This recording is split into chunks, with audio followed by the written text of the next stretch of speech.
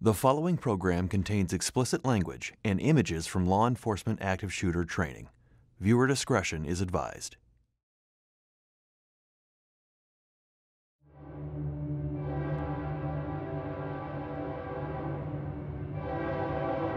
Back in the 60s and the 70s, my folks, they went to work, I went to school, we left the house unlocked. I mean, that was just the way it was.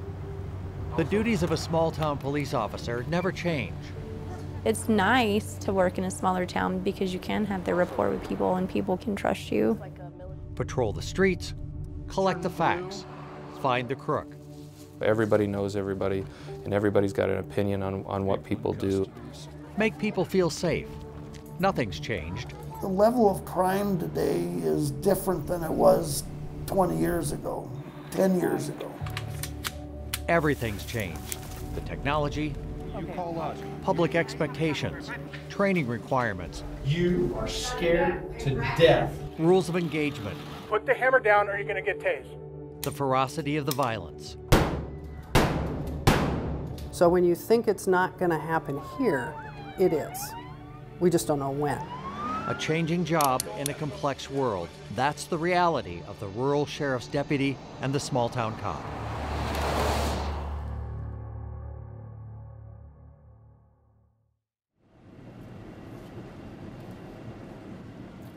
Every TV show I ever watched lied to me because it was supposed to be fun and exciting. This is the boringest job there is. As a friend of mine said, with 5 minutes of sheer terror. Carrying 1059 from Scouts Police Department, 1074 for 21 C. Charles. 4 full-time police officers handle law enforcement in Mitchell, Nebraska. 7 days a week, 24 hours a day. There are a few part-timers called in on a pinch. Because you get a lot of them that go, you're just a small town cop. You get that a lot. What they don't understand, everybody goes through the same training. It's all the same training. You deal with the same situations. The only difference between a big city, we're it.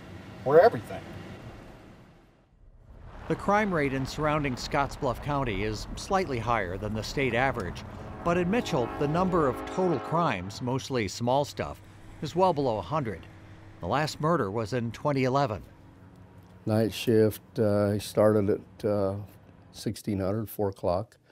Went out and did 2 written warnings on vehicles with expired plates on the streets. Every morning, Police Chief Mike Cotent runs through a logbook to see what kept the overnight officer busy. Had an assist the public about a red Dodge Dakota in the high school parking lot with its headlights on. That was about it for that day. The chief took over the department in Mitchell about 7 years ago. Before that, he served as a reserve deputy in Scottsbluff County.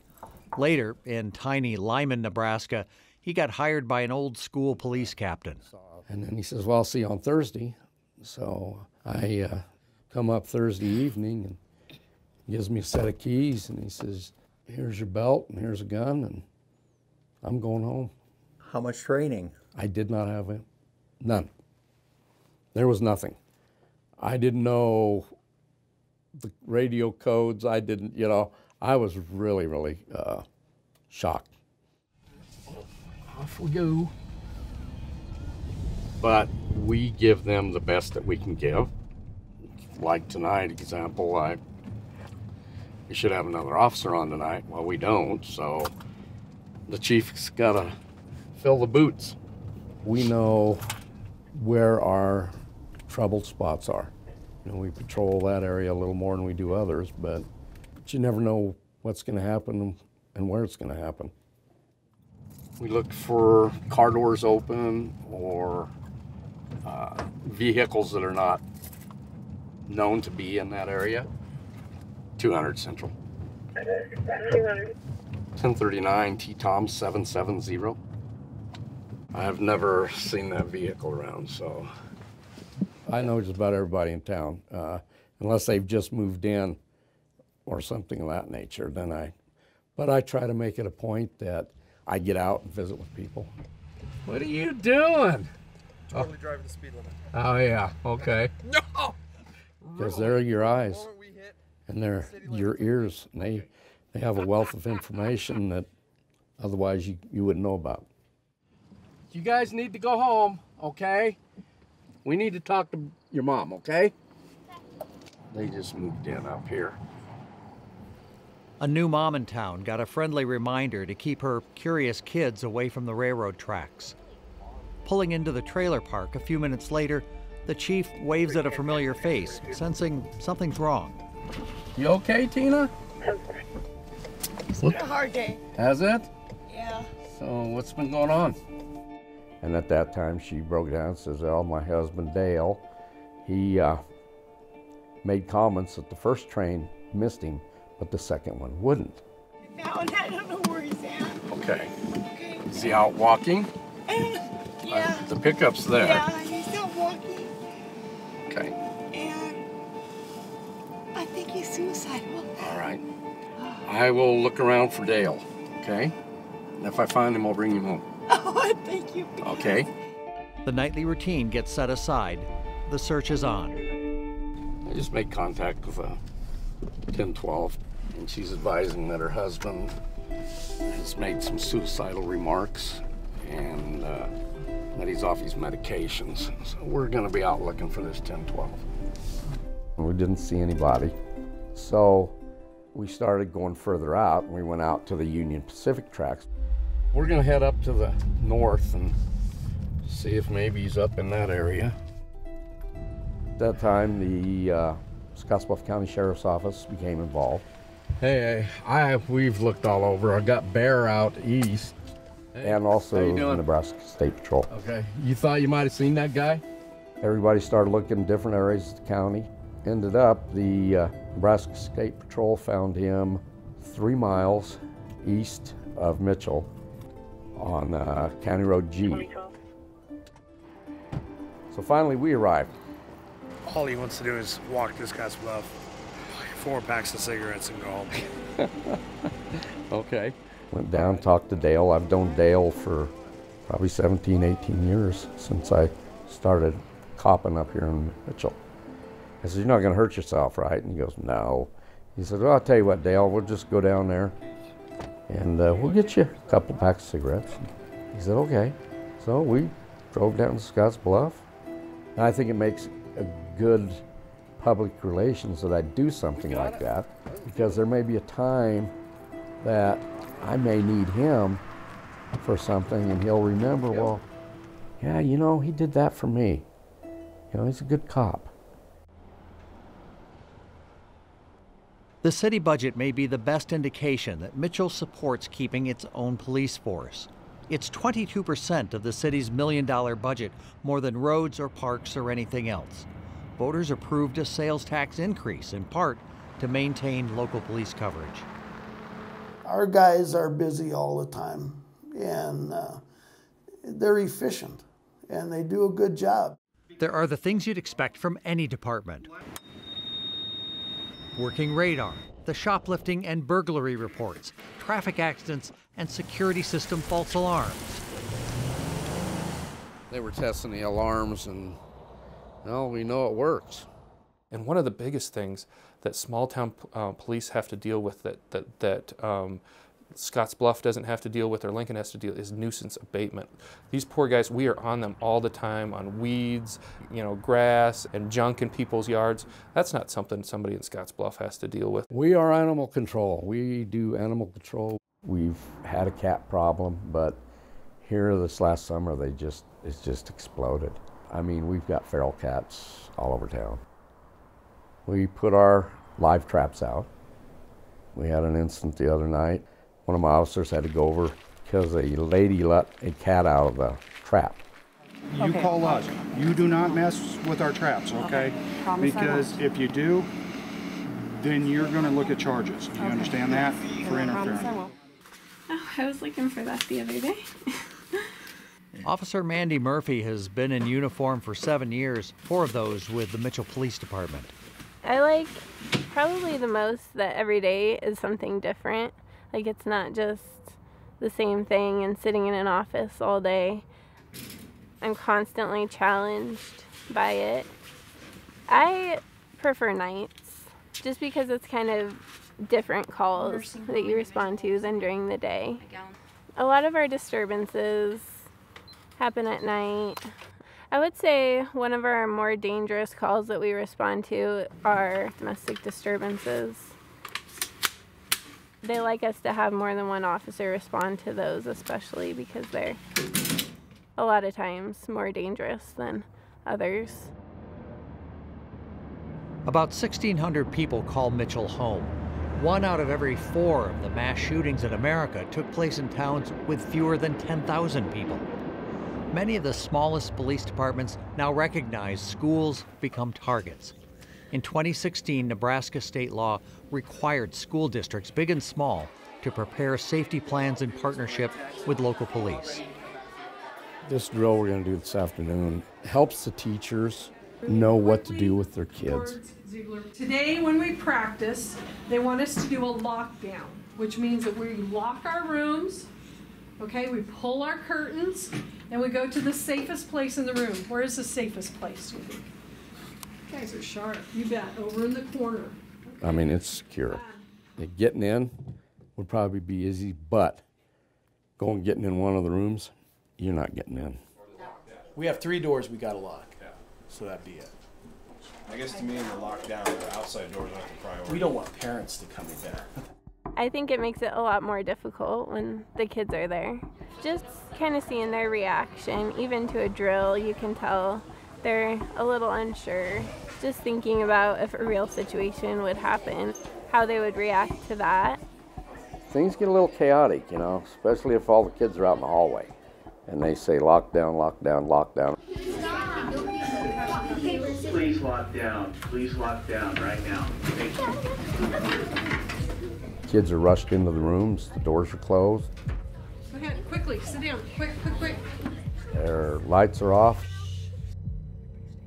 They're in a certain area of the room, and they will not open those doors until they are given a clear signal, which will come either from myself or the principal.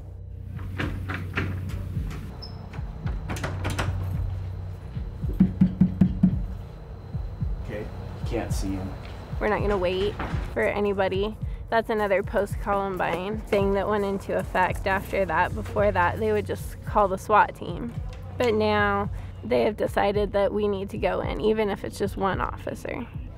I think it's something that every officer has to think about when they go into it, is whether or not they'd be able to do that and be able to make that choice if they have to take somebody's life to help save other people.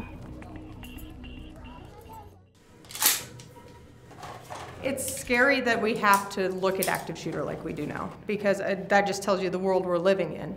But I think the training, the way we're doing the training, is a step forward.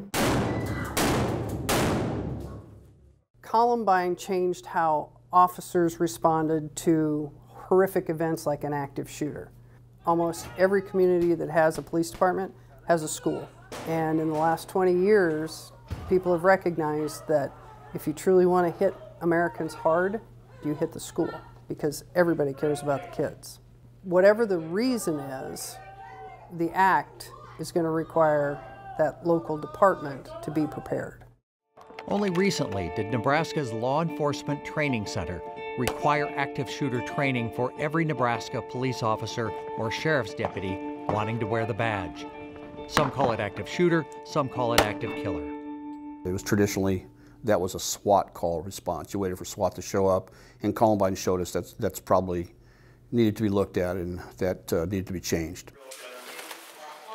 Several Nebraska police departments, large and small, have specially trained tactical units on standby, ready to deploy. It takes time to gather those teams. The small-town cops may not have that time to wait. We're asking law enforcement officers now. City, county, state, doesn't make any difference. The ones that are on the beat are now tasked with more responsibility than has ever occurred in the history of American law enforcement, as far as I'm concerned. Did you do fire drills when you were in school? How many kids have been killed in a fire in a school in the United States in the last 25 years? I'll answer it for you. None. There are still schools that do not do active shooter-based training. And that number is not zero. We all know that in here. Officers in training learn how to approach a scene safely and how to analyze the risk going in. Weeks of classroom work and field demonstrations precede the live fire active shooter exercise. Through the teachings here, we teach them how to aggressively yet safely move towards the sound of gunfire rather than to hold and wait for somebody else with bigger guns and more body armor to come and protect it. For me, it was an intense training to show how to do something the right way and safely, how your body reacts, how your mind and everything reacts. It was a good learning experience to go through. Regina Preston arrived from Mitchell, Nebraska, hoping to fill that 4th position on her hometown department. There you go. Now you are the only insurance policy they've got. You know, this is what we learned. This is what we did. This is what goes on the street. It's not a movie. It's not a show. It's hard work. It's determination. And you're a target. They are now tasked with going into a rapidly evolving, very violent situation, and if need be, hunt down and neutralize an aggressive behavior. That's just not typically what police officers do. So what are your priorities? Your priority needs to be whatever the shooter is doing. That's your priority. Stop the killing is the #1 priority for active shooting. Once the classroom work is complete, plastic safety pistols are replaced by loaded guns for an intense day of real-time exercises in a vacant office building. The goal of today is to put them in a scenario we call stress inoculation. We're exposing them to a high-stress situation. Small groups are thrown into unpredictable scenarios facing gunfire. Weapons filled with non-lethal rounds, simulated ammunition that sting and make an impression on body and mind. It's a whole different world when there's actual projectiles coming at you. And it's amazing because even being the role player, I get jacked up when they come down the hall.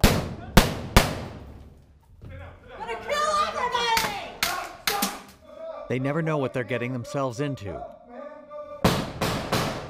We also ask them, if necessary, to walk past injured or dying people to hunt down that individual. In a crisis, small-town cops find themselves suddenly thrown together with officers from neighboring cities and counties. Similar training helps an impromptu team deal with the unexpected. There may be a hostage, a suicide threat, an ambush. When I'm encountering them, you see the pure terror in their face when they round that corner and see somebody with an actual gun that's going to shoot something at them.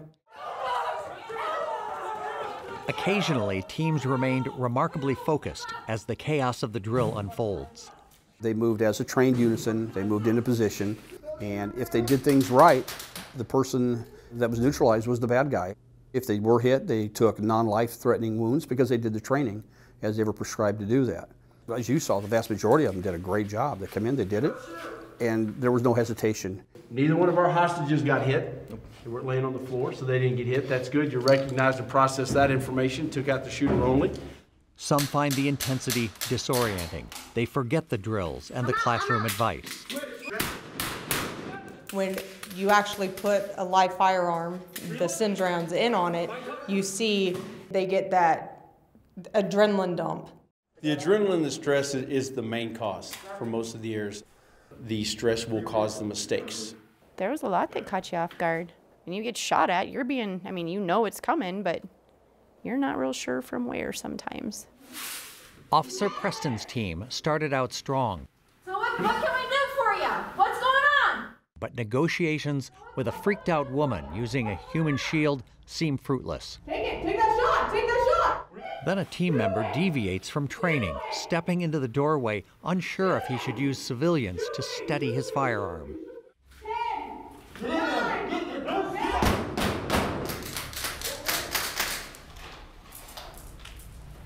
Get rear. Real life, hold. That was some of the stupidest shit I've ever seen in my entire life. You guys were told and told and told. You don't, I even demonstrated this. Did I not? For this, it was a hostage situation. She's trying to negotiate, and you're standing up here with your gun on Molden's shoulder, and she's taunting you, and you're still standing there. You kill a hostage, you haven't done shit. That is not how we work that. It drills into your brain. If they talk sweet and gentle and sensitive, you're going to forget it. Life's not nice. And if you get yourself shot, how nice is that? If you cause somebody else to get shot, how nice is that? Other than themselves, we are the most harsh critics. If I ever see you in a scenario like that again, holster your gun and go, well, he got me, I'm out, I will call your agency and I will tell them that you are not ready for this job. One of the biggest killers of cops is apathy. And, well, it's complacency. It's never going to happen here. And it's never happened here, so it's never going to happen here. When the legislature set up the state's training center, only about 12% of police officers and sheriff's deputies received any formal training. If a local agency did train, every police chief and sheriff used different methods. I've been in law enforcement for 35 years, and when I started in law enforcement, it was not an uncommon event to hear people say, yeah, they hired me Tuesday, gave me the keys to the car and a gun and a badge and told me to go drive around. Now, we have gradually gravitated away from that, but it's still possible for people to go out and work for almost a year without having any academy training. Omaha, Lincoln, and the Nebraska State Patrol all have their own basic training. Every other agency, the smallest departments, send their new officers here. Diversity remains an issue, especially in rural departments. Figures on minority officers aren't available, but training classes rarely match Nebraska's racial and cultural diversity. In towns under 5,000, less than 5% of the sworn police officers are women. When we're fighting for our weapon, guys, we never stop. Never stop. It's right there for us. Instructor Randy Webb trained here as a rookie officer with the Grand Island Police Department. She was in class 156. The academy recently graduated class 200. She sees similarities. I see naive people. You don't realize all the stuff you're going to see. And you don't realize how people can treat each other and how they can treat you. And that just comes with the experience of being on the street. You want to link up? Yeah. There is training for the daily routine and training for the extraordinary. Today, it's searching a building for an armed intruder. We've been taught you can do active shooter situations as a one-person team, going in by yourself and just hunting down where you need to go. But you put yourself in their shoes.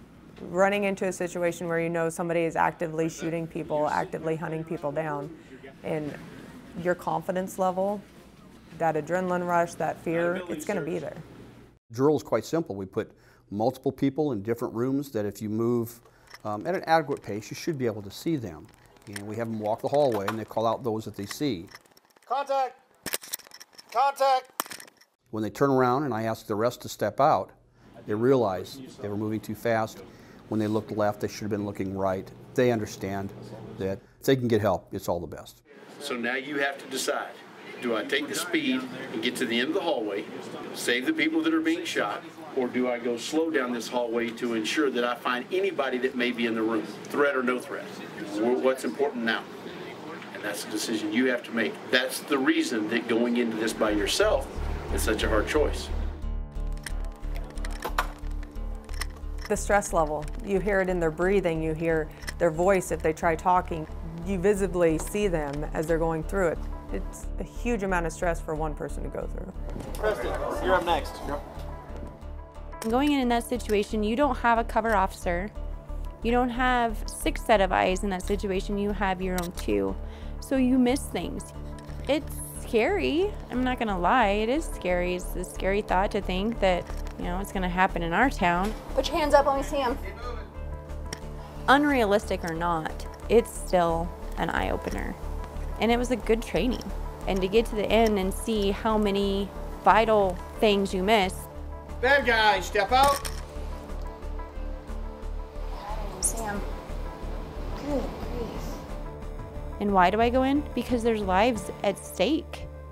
There's kids at stake, whether it's a school or a bank, it doesn't matter. That's my job. The Mitchell Police Department has been shorthanded for almost 4 years. It was a gift to have Officer Preston, who lives in town, eager to fill the empty position. Recruiting new cops can become a chore. So if you can develop local talent, it is just gold. I'm just really excited. It's kind of neat to see the Regina Preston story happen here, where she was just a citizen, was wanting to maybe get involved in law enforcement, and then the city went ahead and paid for her education, and now she's got a long-term future here. I wanted to work in Mitchell. My family's here. My husband and I moved here. So I guess you could say for the last 6 years, our life has been here. The community's grown on me over the past few years, and I like it here. It's like a Mayberry. Everybody knows everybody, and if they don't, they find out who they are. Officer Regina Preston, Mitchell Police Department. She'd been on the job for a year. Now certified by the training center, she takes on full responsibilities. It's a proud day, clouded by an unexpected setback. I broke my foot. I broke the 5th metatarsal in my foot, and it was horrible the day of graduation because I couldn't walk with my class. So that was tough. But I graduated. I know. I'm determined, though. I'm determined to get back out there. It is a huge crisis because it's a fourth of our police department that we just lost, right? And so Mike's going to end up having to work 70 hours, a couple of weeks to cover for a situation like that. So it's a huge deal. Unable to do street patrol on her own for several weeks, Officer Preston handles administrative duties and, when possible, accompanies Chief Cotant on patrol, testing the skills she learned at the academy. They do a great job down there. I can't say anything bad about it. But until you're actually out on the streets, it's a whole different thing. I mean, it's like, you know, they tell you how to approach this situation, a certain situation, but yet it may not be the actual way to do it. Making the rounds, the chief spots a Mitchell resident he knows has his driver's license revoked. He knows. He knows.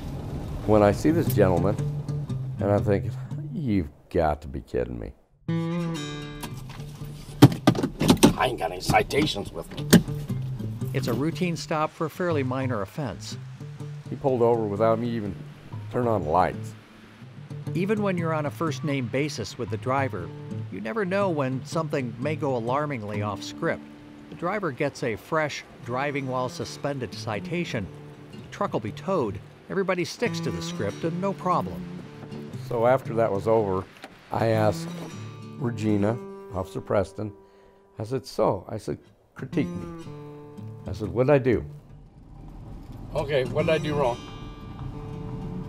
Are you asking me to critique you? Yes, I am. For my chief to ask me to critique him, it was kind of a prideful moment. I kind of got excited. I'm like, really?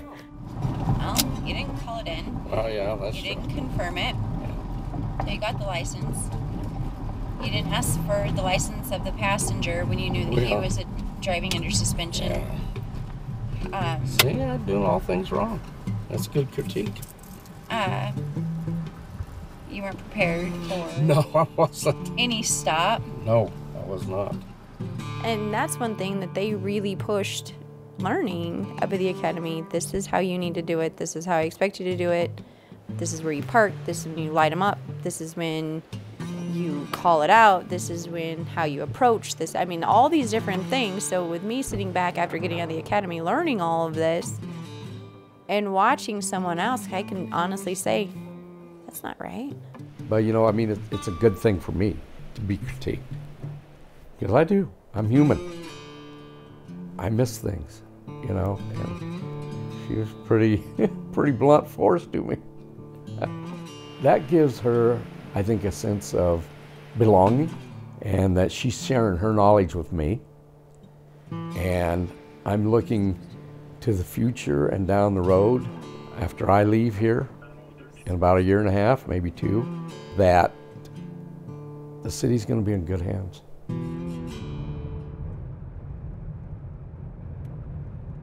I just have a front radar so I can catch people coming at me. A speeding ticket may be the most common way to meet a sheriff's deputy in one of Nebraska's 93 counties. I try to stay consistent so that way I go into court and say, yep, everybody over 10 and above gets a ticket no matter what. You were under 10 over. How about that? I'll tell you that. Between 5 and 10 over. There are days even a routine traffic stop takes an unexpected, even dangerous turn. The Law Enforcement Training Center prepares new officers for those days. Might be some guy with an outstanding warrant or a trunk full of pot who figures his car can outrun a deputy sheriff. Off they go barreling down any of the thousands of miles of two-lane blacktop and narrow gravel roads. Went through driver's ed, you know, but they don't teach you this type of stuff, you know. The twisty test track behind the training center may be the only practice they get before a real pursuit back in their home county. A lot of people would look, okay, they're teaching a police officer to go fast. They're teaching a police officer to catch the bad guy faster. Well, it's not all that, in my opinion. I believe they're teaching us to do it in a safe manner, to where we can take a turn, we can accelerate on a straightaway, we can close the gap between ourselves and the pursuing vehicle efficiently, but also safely, so we're not putting ourselves, our partner, the individual suspect that we're chasing in danger, and most importantly, we're not putting either pedestrians and third parties in danger. After sunset comes a final white-knuckle pursuit before the student officers graduate. Their only friend will be the voice of a dispatcher. 9307, NSP is in the area. Where would you like them to place spikes? The dirt. I'm going to need a more specific location than the dirt. A high-speed chase brings a special kind of terror when somebody's desperate to avoid arrest. Every sheriff in Nebraska knows what it's like listening to the police radio as the chase unfolds. I am basically responsible for all these kids out here. Once in a while you sit up at night going, yeah, or you hear a call that goes out and you go, well, should I go? And I'm going, well, they're big kids, they can go take care of it. But you second guess yourself and kind of trust in God and their training and their abilities. And Nels Sorensen is in his 4th term as sheriff in Jefferson County. I've been in law enforcement. This coming April will be 44 years. We have the confines of Jefferson County on the southern border of Nebraska, butts up against Kansas. Being a sheriff is a unique position. You have a civic duty to do things, you have to answer to the people. I think it's probably the greatest part of law enforcement to be in a small community. You know people, you're a part of the community. I think Jefferson County, not everybody likes us, but overall we're well accepted in the community. Maybe there isn't a typical rural sheriff's department in Nebraska, but Jefferson County would be a candidate. Another would be Butler County to the north, where farmland starts to flatten out, accommodating the Platte River. Marcus Siebken worked as a deputy when the sheriff, a close friend, passed away. Siebken earned enough votes in the 2014 election to keep his job. I was 30 years old. I was a 30-year-old sheriff, one of the youngest sheriffs in the state. I didn't get into law enforcement to be an administrator as a sheriff when I was 30 years old. I went into law enforcement to, provide safety for wherever I'm working. The farming community, good people. When I arrived here in 2009, it's almost like I was accepted right away, which made me want to stay here. People come to my house, my phone goes off nonstop, so it's a 24-hour job. My birthday this year, I got called out. We had a fatality accident involving a 15-year-old girl, so that's how I spent my birthday, was telling her mother that her daughter wasn't going to come home that night. Does it take a mental anguish on somebody after the fact? Absolutely. But like I said, you get into the job knowing that that's going to happen someday. We have a 10-man department, 11 with me. So if your population is decreasing, people are going to come, why do we need this many deputies if we don't have this many people in the community? As far as the other small towns around in Butler County, you're losing numbers. The towns are getting smaller.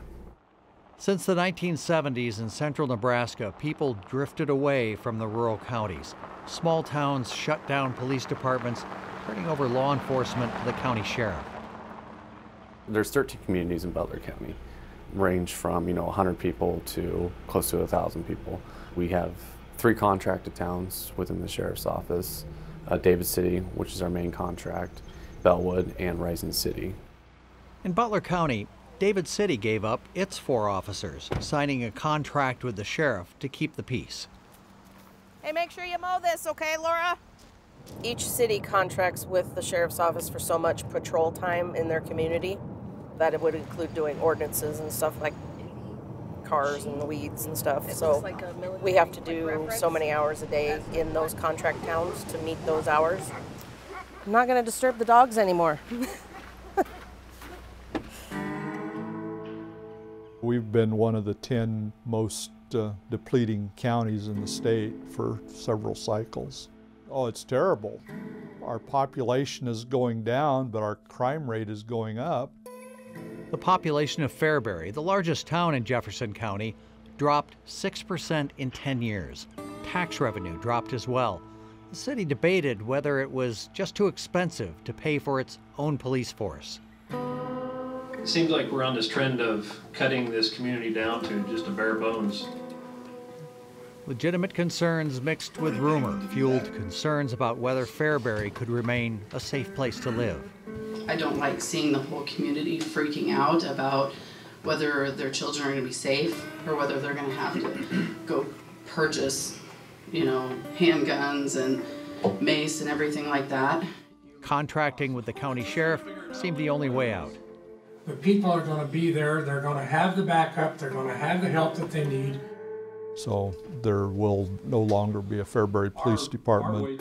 This year, they've finally come to the conclusion that the numbers that I can give them, they'll get the same quality of law enforcement they have and save them some money. And we're going to be doing it with the same number of people. The only thing, they'll be wearing brown uniforms instead of blue. Many grants through the Highway Safety Office. Sheriffs run county jails. There are 67 around the state. The smallest counties don't always have enough arrests to justify the cost, so they pay rent for cell space in counties where there are empty beds. And doing that now, our jail is full 85% of the time now with our inmates and a couple other counties' inmates. And it's created several hundreds and hundreds of thousands of dollars of revenue for Butler County. A county jail can tell you a lot about the amount of crime and the type of crime. Drug crimes, possession of controlled substances, those are our big ones. We have a big problem with drugs, and that's been that way since I've been here.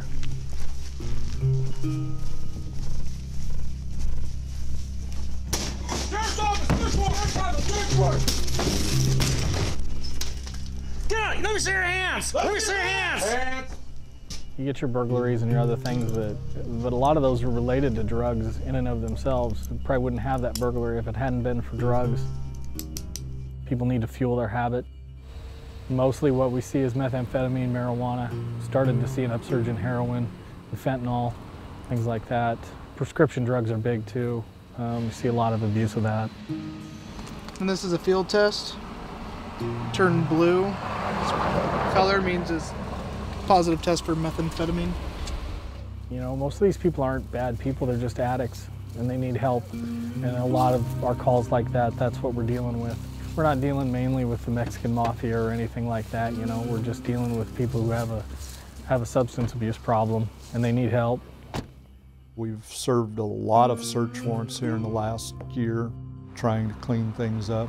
We're very proactive at trying to curb this, and it's one of those things that's kind of like the little Dutch boy with his finger in the dike.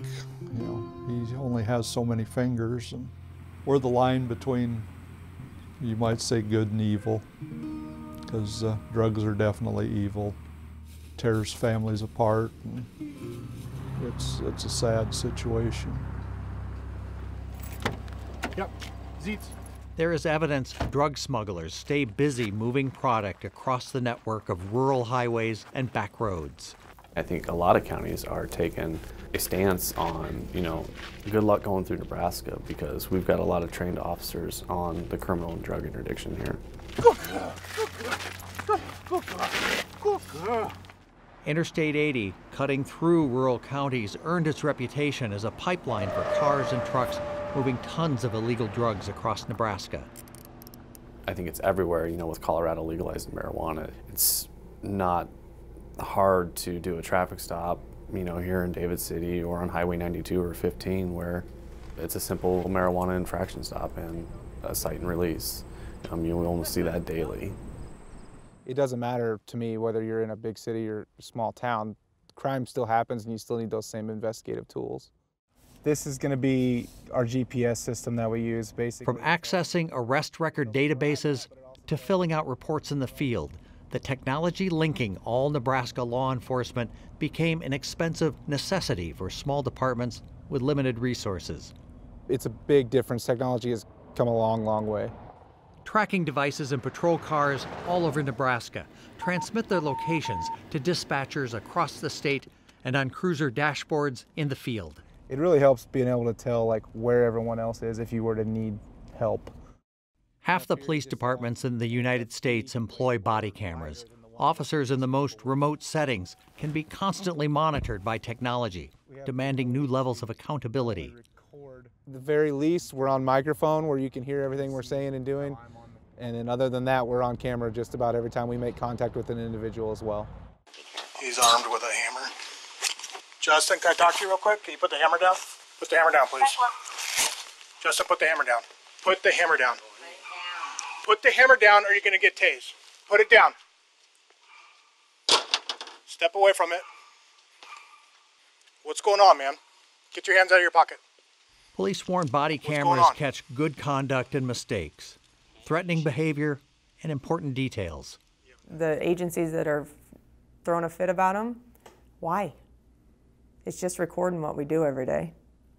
If you're doing things the way you should be, it shouldn't be an issue. We do. It's certainly not a warning. It's an awareness. Hey, don't do this because you might be caught on camera. That's not the way it is at all. We just remind them that it's a different society they're policing in now. We've always lived in glass houses. Trust me, law enforcement always has. You're just being detained, man. Because you had that hammer and you weren't putting it down. That'll go in front of the courts, and they'll be able to see this guy, how he was acting, show the mental health problems that he's having. 10-4, can you contact Crisis Center, see if they have a bed available, the one in Lincoln, please? Mental health issues are huge now compared to what they were, 10 years ago. Clarion to Crisis Center, be advised they do have a bed open at this time. I feel that there's been a huge uptick in it. Close to a couple times a week, we're dealing with some sort of mental health case. If we're taking somebody into protective care or contacting a mental health professor and having them speak with them. And Sheriff Siebken got a call from a woman concerned about her son Jesse. A couple of years ago, his meth addiction ended in a prison term. Since his release, his diagnosed schizoaffective disorder only worsened. And we've been dealing with him for the last 2 years. And it's been a struggle. It's been a struggle for his family. I know his mother's taken it very hard. He was in a manic episode outside of his home. Okay. Screaming at a tree. A few years ago, a small-town cop would not have gotten any professional guidance on how to cope with someone appearing to be mentally ill. Dealing with mentally ill is a whole different conundrum that we'd had in the past. We didn't understand it, to be honest with you. And I think now there's so much awareness on mental illness. If we can minimize those violent interactions between law enforcement and mentally ill and get them the help that they need, that's truly what the mission of helping people is all about. But I just don't want you to put your hands in your pocket, okay? No, I can put my hands in my pocket anytime. Well, I don't know what you have in there. Why? Then, do you have any weapons? It don't matter if I did or not. It does matter. The deputies respond just as they've been trained. Take things slow, lower your voice, treat it as a mental health issue rather than a criminal complaint. We don't know why they're not listening. We don't know why they're not following commands. And there could be a legit reason why they're not doing all that. And if controlling the situation means putting your hands on somebody, you put your hands on somebody.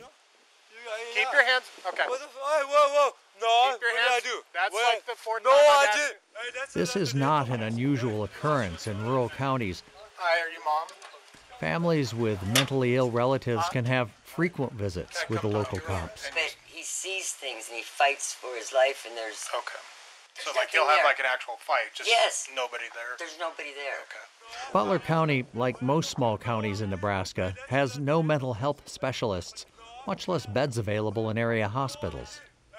I'm trying to find someplace else, but I have no money. He has no insurance, nothing. In a case like this, the deputies must decide if Jesse is a danger to himself or others. You burned yourself, didn't you? That ain't nothing wrong. Okay, what about your chest? There is nothing wrong with me, though. No, this is a real saddle. What's wrong with that? So What's you wrong? burned your chest right there? How long is it? That ain't burns. That ain't burns. That's religious stuff. That's religious Yeah, stuff? it's Okay. religious. Reason enough to request he be placed in emergency protective custody. It's a long one-hour drive to the crisis center in Lincoln. It'd be great if every community had a mental health practitioner that when somebody was experiencing a crisis, we could call them in and say, hey, we've got them safe right now. Now you take them. Well, anymore, our police officers on the street are having to try to do initial assessments to see what kind of a crisis is this person experiencing, and do we have the resources? At one time, Nebraska had regional mental health care centers to house the most challenging cases. The state repurposed those facilities, shifting most of the long-term care responsibilities back to the families. Honey, I need you to get out. No, I'll be you okay, need Mom. help. I was coming home. No. Disturbance calls to local law enforcement increased. Since they closed down the regional centers here 15 years ago or such, their beds are at a premium. At the Jefferson County Jail, deputies brought in a man growling and shouting obscenities every waking minute. There's hours on end. A judge ordered him sent to the regional center. He is number 30 on the list of when a bed comes available, so there's 29 people ahead of him waiting for a bed at the regional center. So we could have him for a month, 2 months, 4 months. The mental illness calls, the family in crisis, the potential suicide. Anyone in law enforcement who sticks with the job comes to understand a basic truth about this kind of work. When you're a cop out here, you have to learn how to talk to people. Your greatest weapon is your mouth, and it'll keep you out of a lot of fights and dangerous situations. It'll calm things down. It'll help you stay alive out here. I think a lot of it is just knowing how to talk to people, to talk them down. If you can talk to them and treat them the way that you would want to be treated, then that gets you a lot. I've always said I've talked more people to jail than I've fought to jail. Most cops, when they first get in this job, all of us, we get that mentality is we're going to save people and we're going to go arrest all the bad guys and take everybody to jail that needs to go to jail. And there's a certain point where you realize that doesn't always work. You can't take everybody to jail. Local agencies hire their own police officers. Those recruits train at the Law Enforcement Training Center. The challenge we face right now, typically we have a class of 50. We only have 40 because agencies are having difficulty finding applicants who meet those standards who want to do this job. Rural sheriffs and small-town police departments face fierce competition for new recruits and experienced officers. When I was hired, there were like 2,000 applicants for the 41 jobs that I had. Now, agencies are having a very difficult time just finding quality applicants to come in. As Butler County tried to fill 2 vacant deputy sheriff positions, other agencies had 99 open jobs for uniformed officers. That's that. And I can shut it off. It's 5 seconds, and it's a long 5 seconds. It's a very long 5 seconds. It's career night at David City High School. We got a lot of cool stuff. We have a lot of technology. Getting a small-town kid interested in becoming a small-town cop can become the best kind of recruiting. With other agencies being closer to Lincoln and Omaha, that's kind of, for the younger generation, that's kind of where they want to work. Being out in rural Butler County, it's hard to find somebody to, come and stay and work here. Take a brochure. Always keep us in mind, all right? All All right. Average salary for a sworn officer in central Nebraska runs about $50,000 a year. They can earn $13,000 more by moving to Omaha. That salary is set by county boards and city councils. They also decide how many officers are on the street every time they pass an annual budget. County board has given me permission to hire a single school resource officer. Every citizen has an opinion about public safety. At election time, they get the say on what type of police protection they want. 2018 was one of those years. In Mitchell, Nebraska, there were 3 candidates for mayor. Unfortunately, I'd say politics stink. They just do.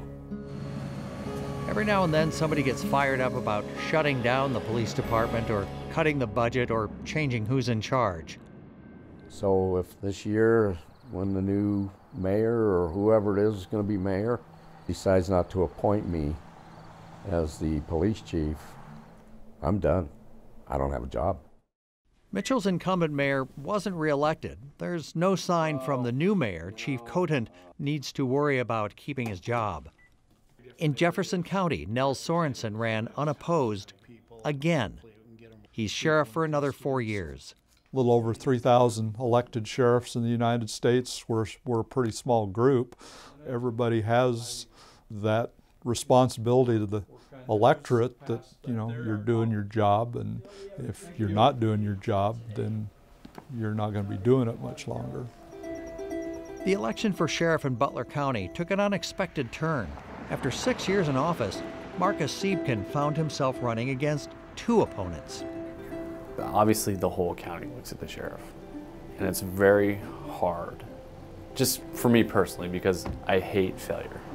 So if I fail, I feel like I've failed the whole area of Butler County, and I've let every citizen down. What does failure mean in this case? Still trying to figure that out. Your crime rate hasn't gone up. No. But like I said, I take every comment, criticism to heart. And that's been the hardest thing for me since I've been sheriff, is because I perceive when I go out in the public, like, you know, my skin is thick and nothing's gonna hurt me. But, you know, underneath this uniform, this has been a hard 4 years, for sure. Butler County voters were restless. During Siebken's term, arrests were up in the county, but there were complaints before the election about locals getting too many speeding tickets and DUIs. You know, being in a small community, a lot of people do expect, you know, the good old boy system yet, and expect a favor here and there. And I always said, if I lose an election because I did the right thing, then so be it. You know, that's not who I am. We treat everybody fair, and we're not going to hide anything from anybody. Marcus Siebken lost the election. He's since taken a better paying job outside of law enforcement. If you're making everybody happy, I've always said you're not doing your job, so there's somebody not going to be happy with you. I think the big thing is that you're answerable to the public. I think that's what America's all about. Elections, recruiting, changes in the job. All of that is in the background on graduation day at the Law Enforcement Training Center. Eagerness and apprehension fills the room. Families born of generations of law enforcement officers gather around the rookies. Did your dad ever sit you down and say, do you really want to do this? A couple times, yeah. Tell me about that conversation. Well, I guess you could say I'm stubborn and just didn't listen, but... A successful graduate is somebody who recognizes that you have to have compassion for your fellow human being, whether it's a suspect or a victim. Deputy Zach Kramer, Lincoln County Sheriff's Office. The successful graduate, even though they walk across that stage and get that packet with their diploma, realizes, I don't know anything yet, I got to keep learning. Be aware that you have chosen a very dangerous career. At some point, someone is going to try to hurt you or kill you. Keep that in mind every day, and keep in mind that you will win. You never lose. A successful graduate is somebody who recognizes that they are entering a profession which is noble and honorable, that they have to have that integrity throughout their career. Once they lose that integrity, they should go sell shoes or something. Once all the certificates are issued, they turn to the audience and deliver the Academy's oath. Honor, integrity, respect are never betrayed. Within days, they are on full duty, many serving in counties and towns with populations smaller than single neighborhoods in Omaha. Out on the Panhandle, Officer Preston brought the Mitchell Police Department back to full strength. My family never discouraged me from doing something that I felt like I wanted to do, and I'm not going to discourage somebody else from doing it. It's scary. The times are getting even more scarier, going through the training and being told things that we were told and doing what we did, and it is scary. I think if you have a heart for people to do your job and to uphold the law, then I think it's okay. I think you'll be fine. It's nice to work in a smaller town because you can have the rapport with people and people can trust you and know that they don't have to worry so much during the day. I love it here. I don't want to work in a big city. I like it here.